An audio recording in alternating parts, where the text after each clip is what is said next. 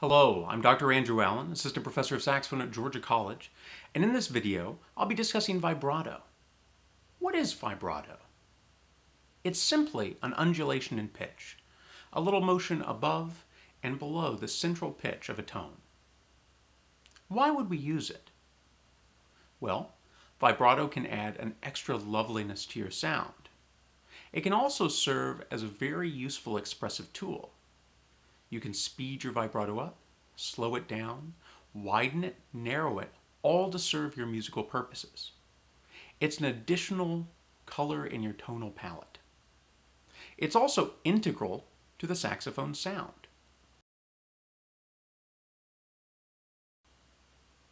So when should you consider starting to use vibrato?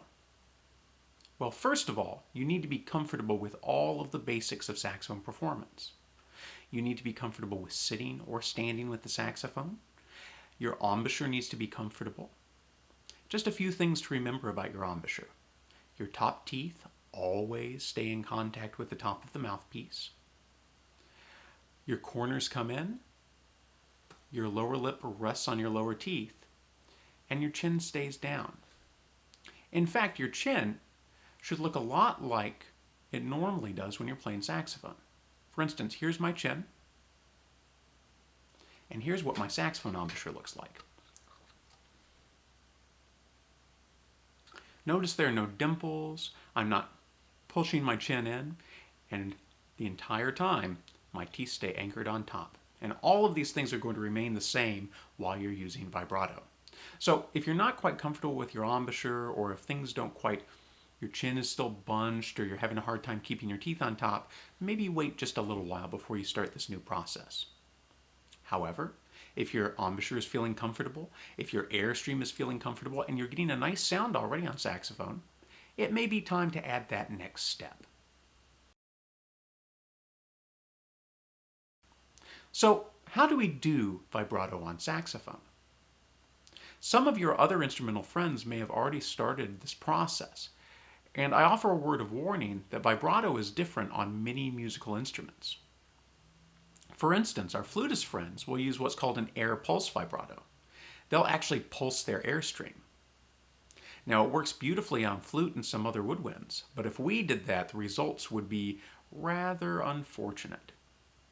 Listen what happens when I try to perform vibrato with this air pulse method.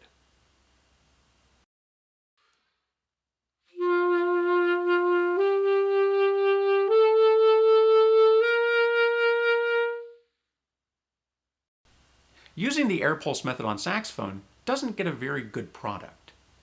The sound is very jagged and edgy. What works beautifully on flute doesn't work well on saxophone. So how does saxophone produce vibrato? The entire concept of saxophone vibrato comes from the jaw. We use what is called a jaw vibrato. What does that mean? Well, your band director may have already told you that the jaw shouldn't move around a lot when you play saxophone, and that's definitely true. You shouldn't adjust intonation with your jaw. Generally speaking, it should be very stable when you play. Not locked in place, but stable. However, the one thing that we move our jaw for on saxophone is vibrato. So I want you to imagine going va, va, va, va. Say those words. Repeat after me. Va, va, va, va. Very good. So, what are you doing? You're making a slight motion in your lower jaw, and it's all focused up front. That va motion is exactly what you need to do for jaw vibrato on saxophone. Let me show you a very over-exaggerated version of saxophone vibrato.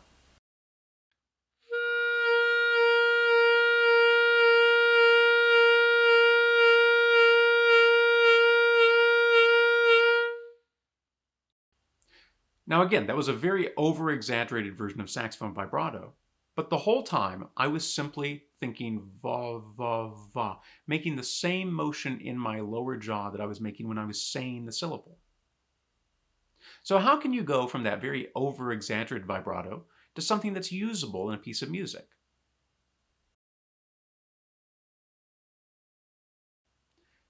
First of all, you need to work with the metronome on one pitch at a time. So what I would recommend is to start on your G. It doesn't matter what kind of saxophone you play. Start on your G, not concert, your G. I would recommend the G with the octave key. If you go too far, the tone will break, so that'll give you a very good stopgap to make sure that you're not going completely over the top to begin with. Take your metronome, set it to 60, and I want you to try to get 2 vas per beat. Watch as I demonstrate.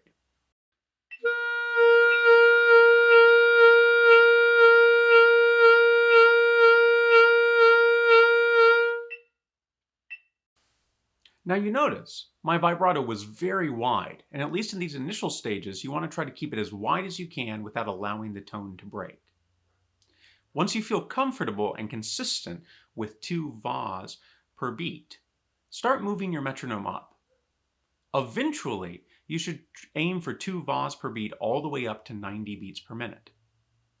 Once you've achieved this, turn your metronome back to 60 and try 3 vas per beat. Let me demonstrate.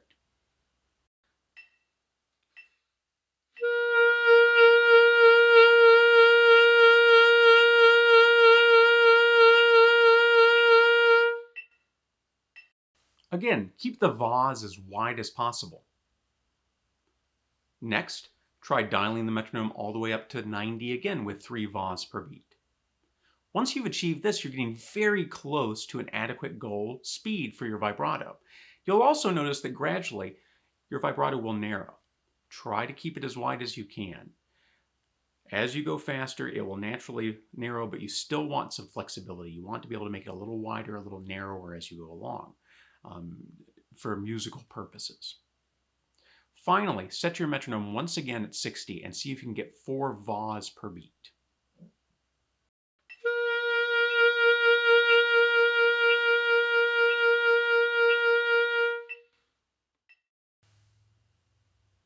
Once you can use 4 vas per beat, it's now time to try to start using vibrato in context. Before you start playing melodies, try using some vibrato in scales.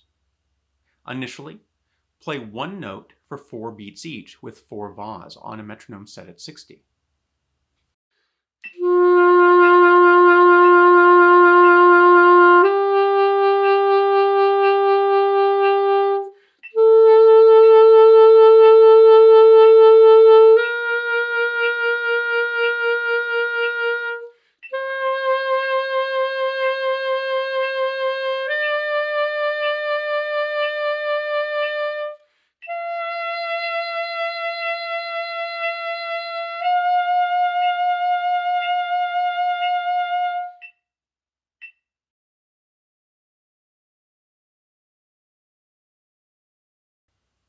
Once your vibrato is comfortable and even across a scale, try different patterns. Try a slow scale in thirds, try it in fourths. Then try a quicker scale. Each note should have a fluid flow from one to the next with a fluid vibrato. Always you want to make sure that there's a spinning vocal quality to the vibrato. Now how do you achieve this? Well, you need to listen to some great performers. Now they can be great saxophonists who use vibrato, but also listen to some great vocalists, some great violinists, some great flutists, even though they use a different kind of vibrato than we do. Ask your band director for some advice, but try to find models that you like. Try to emulate their style of vibrato, and also listen very carefully. They don't use the same speed all the time. They don't use the same width all the time. Those are all things that you can adjust as you get more and more comfortable with vibrato. You'll even find that there are some notes that you don't want to use vibrato on, some that you do. Experiment with this. Grow with it. See how you can use it to become more your own artist and your own musician. A word of warning, don't use vibrato on every single note. Especially don't try to use it in fast pitches. I would recommend only using vibrato on quarter notes or longer. Don't try to use it on 8ths or 16ths. You just don't quite have enough time to fit vibrato in. It'll just sound like a little inconsistency in intonation. I hope that this advice has been useful to you, and I hope that you can use it in your own journey of musical growth. If you have any questions or comments, please get in touch with me. Until next time, Happy practicing.